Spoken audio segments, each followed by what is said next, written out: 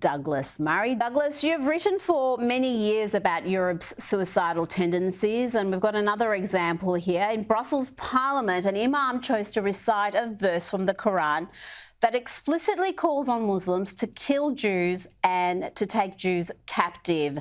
Now, for the past 10 years, we've seen stories about the exodus of Jews from countries like Belgium, and it's easy to see why with the climate of fear and hostility they face.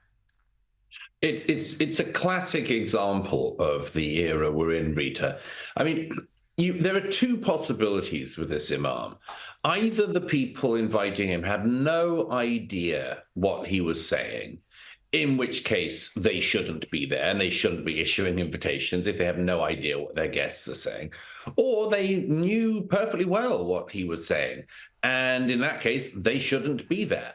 One of the hosts apparently said, this is a celebration of the wonderful way in which Pakistanis have integrated into our community in Belgium, which has to be some kind of a joke. If you go to Belgium, it's become, in my view, very little more than a sort of international airport.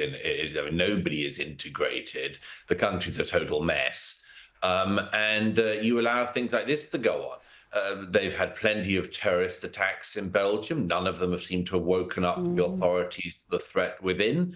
They've had anti-Semitic attacks for years. None of that seems to have woken up the authorities to the state that they're in. And now this. Yes, I mean, it's not just Jewish people. It's people of any non-extremist kind who should think very hard about whether or not they want to live in this hellscape that's being created that used to be known as Belgium. Now, you've written about Joe Biden's catastrophic presidency and his shameful weakness in trying to reward Hamas with a two-state solution. You call the two-state solution a fairy tale and among the least successful ideas in the world. Tell my viewers why you don't think it's possible, why you consider it a fantasy. Well, the first thing is that Western politicians keep talking about two-state solution, have done all my life, as the magical solution to everything that goes wrong in the Middle East. They always have said left and right, conservative, Labour, they all Republican, Democrat. They all say the same thing. They've said for years, decades indeed, if you have a two-state solution, then everything else in the Middle East will be fine. It was always a fantasy. The economy of Yemen is not going to blossom if the Palestinians get given another state. But, they always said this. And so now what the very interesting thing that's happening, Rita, is that as Biden gets towards the end of this presidency, Blinken, his Secretary of State in particular, seems to have decided that the two-state solution, solving the two-state solution issue, which his predecessors tried so hard to do, should be his achievement. And he is sending out Lord Cameron, David Cameron, the British Foreign Secretary, as his sort of front man to float this idea. The problem is the idea stinks for two reasons very quickly. The first is, if the Palestinians were given another state today, it would be seen as a reward for October the 7th. The response of October 7th, the international community, it would be, let's give the Palestinians another state. That just incentivizes terror. The second thing, however, is, as I say in that piece, the Palestinians were given a state in 2005, a state where they had their own free and fair elections, and they voted in Hamas. And then they stayed in power for 18 years, and Hamas created a terrorist state, and they were not overthrown. And they started a war, which they're now losing. If they were given another state, yet another state, the Palestinians, this time presumably in the West Bank, all of Israel would be at risk from the same rocket fire, the same terror. I think it's totally it's just impossible, certainly now, for such a thing to happen. But I think that it's worth people realizing this and not taking part in this delusion. Now, I've noticed in recent days you've come under fire on X, formerly Twitter, attacked by the left and the right. The left are enraged by your support of Israel and the West, and they've got segments of the right who are also very angry, Douglas, with you, and they're questioning if you can really be for free speech if you're part of a movement to what they say, curb speech. Tell me about this emergency coalition against hate. Is it there an inherent danger in trying to define hate and seeking to curb speech? And who gets to define hate? These are all very good questions, Rita. No, I'm speaking in a couple of days in Canada at the launch of this new group. Canada has its own unique problems in free speech these days. And I think that it's extraordinary what has happened in that country. I spoke there a couple of years ago and made this point. I'll be making very similar points in a few days. My own view is, of course, as you know, that free speech is one of the most important bedrocks of our society. I don't think that it includes freedom to harass and freedom to intimidate and threaten and much more, which is what we have seen in the last number of months in Australia, in Canada, in Britain, and much more. I think that the outburst of anti-Semitism in the West in recent months has been documented now, is something that our society should be ashamed of. And I don't think we would have allowed it against any other group of people. I mean, if by now there had been repeated violence against, I don't know, Muslims, Black Brits, or anyone else, LGBTQIA plus people, there would be an uproar, be front page every day. We would be having inquiries into it. The police would be hauled in. But that, for some reason, is not the case when we've had now months in the West of people calling for incitement against a minority, Jews.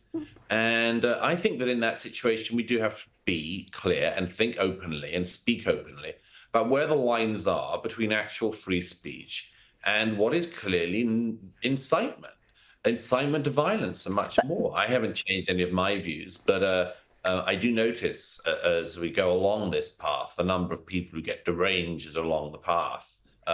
I remain exactly where I have been on this. So are you proposing new regulations or laws to tackle this issue?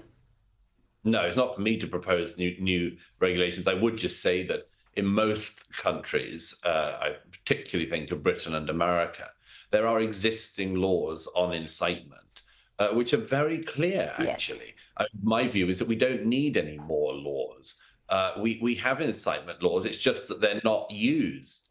It's startling to me. You know, the British police the other day didn't act again against a bunch of anti-Semitic protesters, but did act incredibly fast against a very brave young Iranian man who held up a poster in the middle of their demo saying that Hamas is possibly a terrorist group. And my goodness, the crowd attacked that guy. And the police arrested that guy in no seconds flat. Now, that is insane. It is, and that footage is shameful. I mean, he was holding up a sign condemning Hamas, and he was physically assaulted. They were throwing things at him. Multiple of the peaceful protesters were throwing things at him, and the police tackled him, not the people who were assaulting him. Again, it's not the first time we've seen that happen. On a different issue, in Australia at the moment, we are having unprecedented numbers of migrants coming into the country. We're told it's for the greater economic good. It's a message the Brits have had for many years, with authorities telling them, well, if you want to get your pensions, we need mass migration. How else are we going to afford your pensions? But there's multiple new reports coming out showing that, well, perhaps that's not the case. The Centre for Migration Control has a report out showing British taxpayers have spent £36 billion on jobless legal migrants and international students. And at the same time, the Brits are being told that thanks to an ageing population, they're going to have to retire later and possibly for a smaller pension too. It's all very interesting data, Douglas, in the lead up to an election. It's damning, of course, for the Conservative government, who promised legal migration in the tens of thousands, which is what it was in the 1990s before Blair opened the gates. They promised to go back to the tens of thousands a year in net migration, and instead we're approaching a million last year in the UK. Of course, most of the people who come, because of the stupid laws that the Conservative Party have had in, instead of prioritizing high-skilled workers, they've prioritized low-skilled workers and students. So do not pay, particularly low-skilled workers, do not pay their way. They are a drain on the state. They take out more in benefits than they put in taxation, and almost certainly always will. As for the idea that that you need to import workers, you need to import migrants because of the people growing older and all this. I mean, the mad thing about this, as I've pointed out for years, is migrants grow old as well. It's an astonishing fact that evades the politicians. And what that means is that you just have an ever-growing population that needs an ever larger migrant push from below in order to sustain the living standards of the aging population. I think it's a very, very inept set of policies we've had. I've written about them for years. I've explained for years why these policies are so wrong-headed. And I'm afraid it's a failure of mine and others. The governments didn't take notice; they didn't act on it, and so we have societal and economic consequences that are going to affect everyone's grandchildren.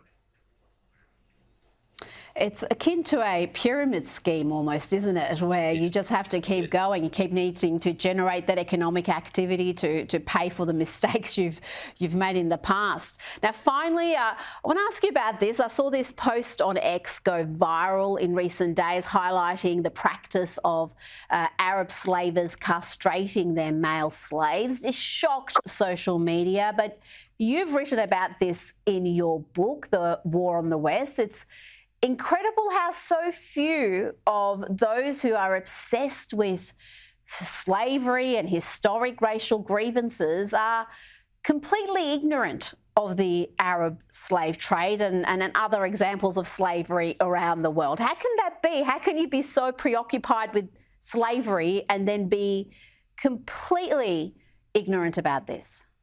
Well, because they're not preoccupied about slavery, are they, Rita? They're preoccupied about being against the West. That's their simple drive. On issue after issue, whether it's colonialism or slavery or racism or anything else, these people just simply use these things as brickbats to hit the West with. It's no surprise that their so-called research stops at the edges of the West, because they're not interested in critiquing other societies. They're just interested in condemning the West. If people were genuinely interested in the history of slavery, they wouldn't be able to ignore the Arab slave trade, far larger trade than the European slave trade or the American slave trade. They wouldn't be able to ignore it, but they do, because they're not interested in slavery. They're simply interested in attacking Australia, Britain, America, Canada, and Europe. And that's their game. And we just have to see whether or not they get to win that game. I would hope not. Douglas Murray, always a pleasure. Thank you so much for your time this evening. Thank you.